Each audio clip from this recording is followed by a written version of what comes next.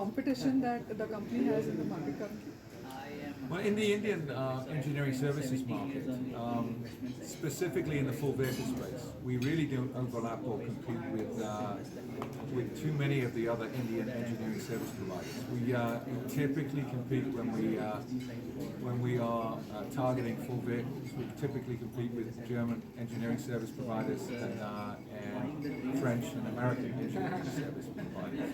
You know, one of the things that differentiates Tata Technologies again is that we are not an India-out company. We've got a very balanced onshore-offshore proposition, and so we have our teams that are very close to our customers, and that allows us to manage the stakeholder groups that are critical to the development of a successful product. And any other delivery centers that you plan to open in any other geography coming up?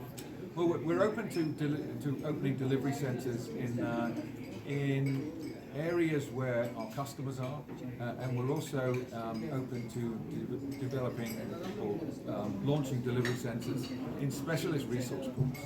And so, you know, if we look at what we've got today, you know, we've got capabilities in Sweden that has tapped into the safety and the autonomous driving capabilities that are available to us in and around Gothenburg. We've got vehicle engineering capabilities in the UK and in India and in Shanghai.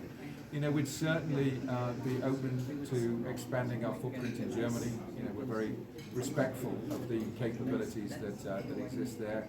We've got offices today in Ingolstadt and in Hamburg.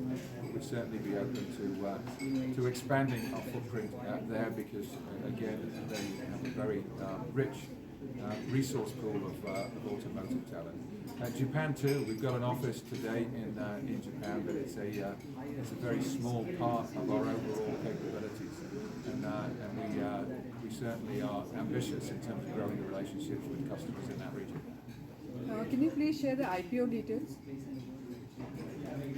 The IPO details, Tata Motors have you know, almost 65% of the ownership of the company today. They are selling 11.4%.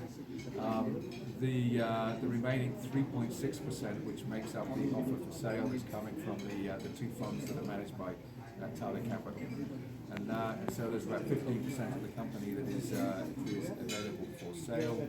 And we're working through the building of the anchor book and targeting the investors that are going to come into the organisation to make up the capital structure in the future.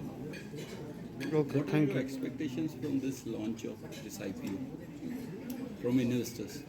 From investors, you know, the Tata Group, I think, has a long track record of ensuring that value is delivered to investors. And so, you know, we are very much taking our responsibilities in that regard very, very seriously.